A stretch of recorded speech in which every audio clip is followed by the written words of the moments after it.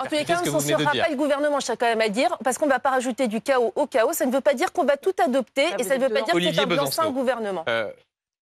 Benjamin Duhamel. Élu, mais c'est ça. Mais oui, mais pour expliquer la raison de votre présence, puisqu'on représente ici sur ce plateau toutes les tendances politiques, avec également la présence du mouvement social dont vous faites partie, membre du nouveau parti anticapitaliste. Quand Florence Portelli dit on ne peut pas se permettre cette instabilité, le fait de faire tomber des premiers ministres, le fait de ne pas avoir de budget, qu'est-ce que vous répondez à ces arguments qui sont, et on vous entendra dans un instant Richard Ramos, mais qui sont portés par Antoine Amand, Florence Portelli, qui représentent ce soir le gouvernement?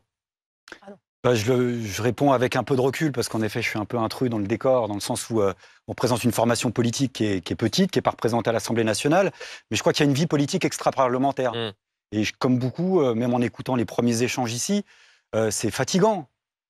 Enfin, c'est fatigant et parfois lunaire, inaccessible par rapport à la réalité qui est la réalité quotidienne de millions de personnes.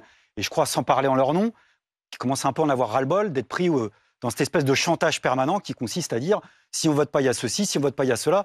Le problème, c'est quoi? C'est que là, on est capable de faire les choses assez simplement. C'est pas un budget qu'on nous propose, c'est un plan d'austérité. Alors, il y en a qui me diront non, mais c'est un plan d'austérité.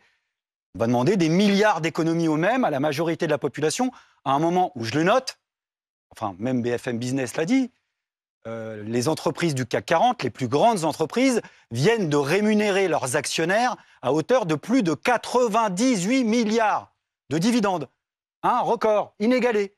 Donc toute la petite musique qui consiste à dire on est au bord du gouffre, c'est vrai. On est au bord du précipice, allez le dire aux actionnaires du CAC 40 qui ne font gagner leur argent sans lever leurs fesses du fauteuil, simplement en mettant achetons et en spéculant dedans.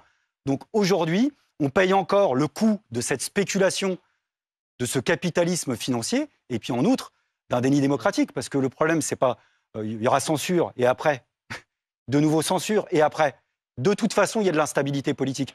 C'est pas l'émotion de censure qui explique ça. La situation politique dans laquelle on est, tous et toutes, elle est durablement instable. Alors on peut estimer que c'est le jeu parlementaire, mais si on essaye de prendre un peu de distance, on peut se dire que cette instabilité, on l'a retrouvée, y compris au moment de la mobilisation des retraites, qui a été massive, importante, et d'ailleurs je note qu'au-delà des talents de tacticiens et de négociateurs ou non et du jeu parlementaire, si la question des retraites se fait vite, c'est aussi un effet différé. Et on en parle dans un instant. J'ai compris, mais c'est un effet différé de ce qui s'est passé à ce moment-là. Vous me demandez mon avis, je vous réponds. Je pense que l'instabilité, c'est celle d'un système institutionnel qui ne répond plus à sa mission initiale, qui n'était pas prévue pour la majorité de la population, qui était celle de la stabilité. Ça s'appelle la Ve République. On a vécu à coup de 49-3, de dissolution, de censure. Bref, Richard Ramos, il va falloir envisager des solutions au long cours. Olivier Besancenot, d'abord sur le budget tel qu'il a été présenté.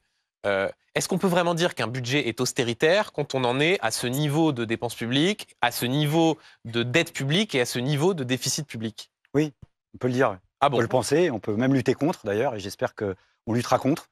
C'est pas le premier, c'est pas le dernier. On parle d'un budget, parce que là, franchement, mais comment vous voulez qu'on comprenne quoi que ce soit? Sérieusement, enfin, on parle d'un... Je veux dire même, quel est le sens politique du budget? C'est pas qu'une affaire comptable.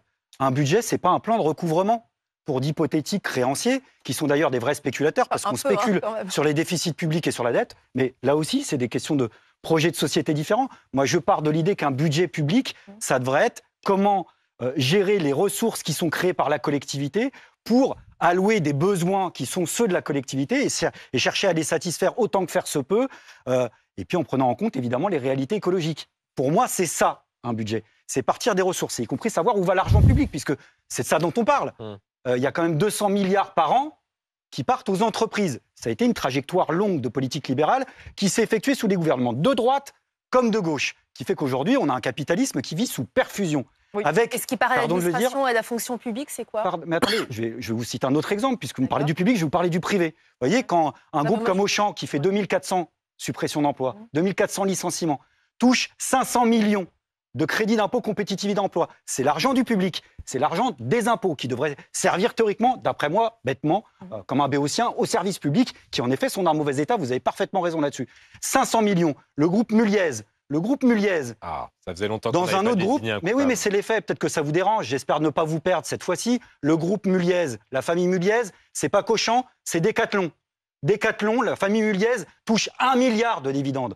Comment vous voulez qu'on pète pas les plombs et qu'on se dise qu'un minimum, ça serait quand même bien que l'argent public, mais vraiment le b.a.-ba du b.a.-ba, cesse de financer la spéculation.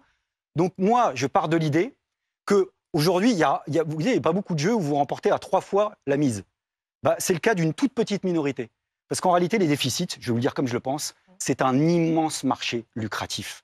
Parce que l'État endetté emprunte. Alors on dit les marchés financiers. C'est pas ce que c'est les marchés financiers. Mais juste là, Olivier Besançon, je fais une parenthèse. Vous dites les plus aisés. Moi, j'ai bien lu. Il y a cette contribution qui est prévue, une taxe sur les super patrimoines. Voilà, avec un rendement, ce que dit il tout à l'heure sur la FFDB. Ils vont pas y arriver. Arrête de 2 milliards d'informations. Je vous ai expliqué pourquoi tout à l'heure. Antoine Armand a confirmé. Vous êtes trop enthousiaste, vous voyez, ça y est pas en plus. Qu'il n'y avait pas cette taxe. C'est ce qui est annoncé par le gouvernement. Peut-être que pardon, j'ai fait une parenthèse. Je referme la parenthèse. C'est gentil, merci. Donc ça dépasse d'ailleurs le seul budget Bayrou. C'est une tendance lourde que j'essaie d'évoquer, qui fait que proportionnellement, même les économistes libéraux s'accordent là-dessus. L'origine des déficits est plus lié à un problème de recettes qu'à un problème de dépenses, globalement, même s'il y a des questions de dépenses. Si, même les économistes libéraux le disent. Et pourquoi ? Parce que l'État, en conscience, depuis des années, a décidé de se priver de revenus en défiscalisant les mouvements de capitaux, la spéculation. Il y a une différence, parce qu'on fait souvent la comparaison avec les ménages. Nous, on nous parle de budget, alors évidemment, on transpire, on sait ce que c'est qu'un problème de dette. Mais le problème, c'est qu'il y a une différence entre les ménages et l'État. C'est que moi, je ne me lève pas le matin en me disant, tiens, à la fin du mois, je vais gagner 3 500 €. Parce que je vais fixer moi-même ce qui va rentrer dans mes caisses. L'État le peut, puisque chaque année, au centime près, l'État décide de ce qui rentre ou pas dans ses caisses. Donc, premier gain substantiel, les riches sont défiscalisés. Deuxième gain, ça crée des déficits, on culpabilise et on dit à la majorité de la population, vous allez renoncer à un certain nombre de droits et surtout pas d'augmentation de revenus. Donc, marge supplémentaire pour le profit, je termine là-dessus. Oui. Le dernier étage de la fusée, la dette, on emprunte à des marchés financiers qui sont des banques, qui spéculent dessus, avec un effet boule de neige, qui fait que quand les taux d'intérêt réels sont supérieurs à la croissance, on a une part spéculative de la dette. Donc moi, je réclame une chose simple. Avant de nous embrouiller avec des chiffres qui nous plombent et qui nous traumatisent, parce que 3 000 milliards, évidemment, ça nous fait une réalité. Non, mais peut-être. C'est pas le monde de oui-oui, c'est la réalité. Non, mais peut-être que c'est la réalité. Mais moi, je vous demande une chose, c'est une commission d'enquête publique, un audit pour savoir... Une commission d'enquête pour savoir combien net déficit. Non, mais public, qu'est-ce qu'il y a dans cette fameuse dette ? Quelle est sa part spéculative ? La dépense publique, notamment. Et... Plus que jamais convaincu qu'il faut que, du côté de ce qui a été créé à un moment donné dans la séquence électorale des législatives, qui s'appelait le nouveau Front populaire, puisse vivre, y compris avec ses composantes sociales, et qu'on soit à la hauteur de ce qu'on était capable de... Socialistes qui, pour certains, hésitent demain au fait de voter la censure ou pas. Non, mais écoutez, d'abord, je pense que mes conseils auront relativement d'impact sur la direction du Parti socialiste. Je pense que ce serait un grand scoop si c'était le cas. Par contre, ce que je peux dire à tous ceux et toutes celles, et il y en a, y compris des militants socialistes qui, à la base, ont fait vivre le nouveau Front populaire, qu'on continue à se rassembler, puisqu'on est tous et toutes à revendiquer la question de la démocratie. Ça serait bien qu'on fasse vivre cette force. Au-delà des désaccords, il y en a plein. Et avec la direction du PS, j'en ai.